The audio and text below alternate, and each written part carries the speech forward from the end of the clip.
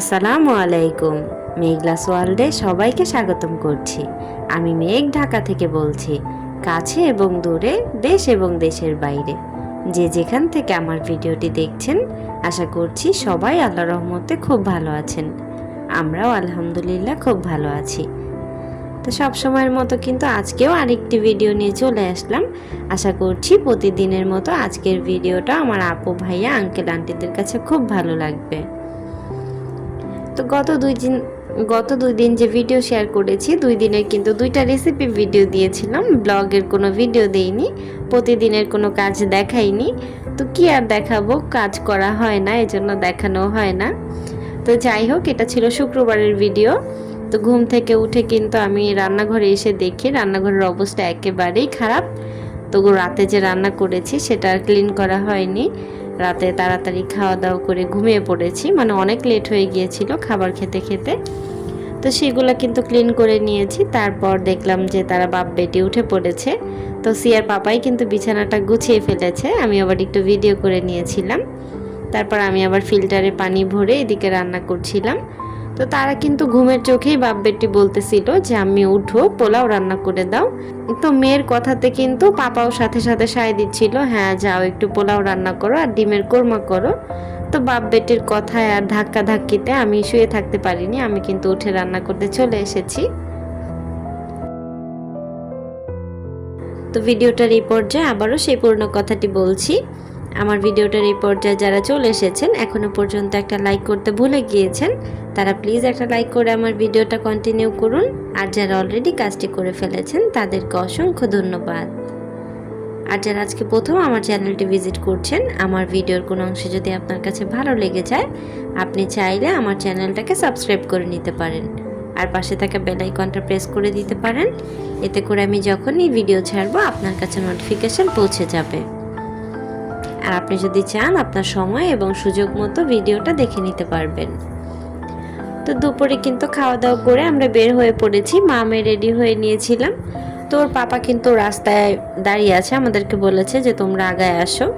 তো আমরা মামে বের হচ্ছিলাম, আর বাসার সামনে যে একটা ফুলের গাছ, সেখান থেকে একটা ফুল ছিঁড়ে বুড়িকে দিয়েছিলাম।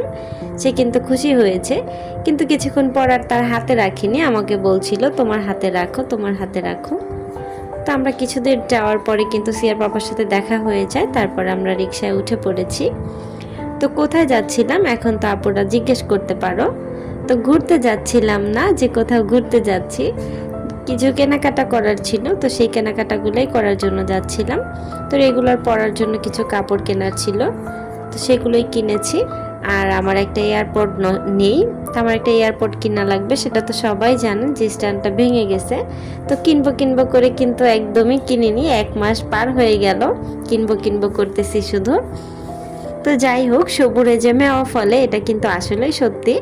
আমি যদি তখন অনলাইন থেকে 200-250 টাকা বা 300 টাকার মধ্যে একটা স্ট্যান্ড অর্ডার করে দিতাম, তাহলে কিন্তু আমার এত ভালো একটা স্ট্যান্ড আসতো না। তো আমি কিন্তু খুব ভালো একটা স্ট্যান্ড কিনেছি, আমার কাছে তো খুব ভালো লাগলো। তো আমার আপু, ভাইয়া, আঙ্কেল, আন্টিদের কাছে কেমন লাগলো সেটা কিন্তু বলবেন। তো যাই হোক, ওইদিকে কিন্তু আমি কৃষি মার্কেট গিয়েছিলাম।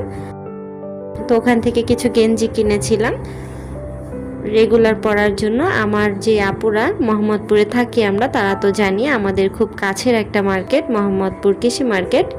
তো এখানে সব কিছুই পাওয়া যায়। তো সেখান থেকে কেনাকাটা শেষ করে কিন্তু একটু টোকিওতে এসেছিলাম, টোকিওতে এসেছি স্ট্যান্ড নেওয়ার জন্য। আর এই যে কসমেটিকের দোকানগুলো আছে, এখানে কিন্তু আমি যাইনি, সিয়ার পাপা গিয়েছে। উনি নাকি অনলাইনে কি একটা লিপস্টিক দেখেছে ভাইরাল, যেটা একদম পানির মতো থাকে, দেওয়ার পরে কিন্তু একদম লাল হয়ে যায়।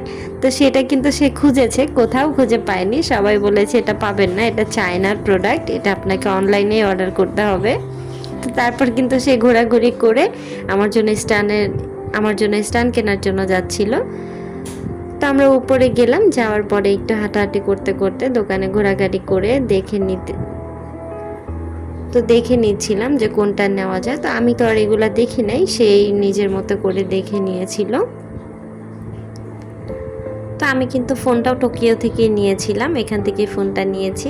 আর সেই ফোনটা থেকে আমি কিন্তু আজকে ভিডিওটা করছি। সেই দিন করেছিলাম আমার পুরাতন ফোন থেকে, আর আজকের ভিডিওটা কিন্তু আমার নতুন ফোন থেকে হচ্ছে। তো যাই হোক, সে কিন্তু আবার ফোনে কথা বলছিল আর আমি একটু ক্যামেরা বন্দি করে নিচ্ছিলাম সব কিছুকে।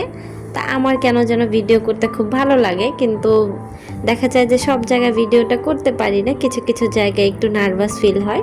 তো সেই যে স্ট্যান্ডটা দেখছিল, আমি কিন্তু বসেছিলাম চুপ করে, তারপর স্ট্যান্ডটা দামাদামি করে নিয়ে নিয়েছে। তো স্ট্যান্ডটা কিন্তু আমি দেখাবো, তবে আজকের ভিডিওতে না, আগামীকালকের ভিডিওটাতে দেখাবো। আজকে অ্যাড করলে অনেক বেশি বড় হয়ে যাবে ভিডিওটা। আর শপিং শেষে কিন্তু একটু আগোড়াতে গিয়েছিলাম বাজারের জন্য, তো সেখানে আমার কোনো কিছুই ভালো লাগে নাই, এতটা গন্ধ ছিল ভিতরে। আমি জানি না কে কে আগোড়ায় গিয়ে বাজার করেছো, আমার কিন্তু খুব বিরক্ত লেগেছিল। তা আমি কিন্তু থাকি নেই, অল্প কিছুক্ষণ থেকে বের হয়ে চলে আসছি। তো আজকের ভিডিওটা এখানেই শেষ করছি। সবাই ভালো থাকবেন, সুস্থ থাকবেন, সবার সুস্বাস্থ্য কামনা করে আজকের ভিডিওটা এখানেই শেষ করছি। আল্লাহ হাফেজ, আসসালামু আলাইকুম।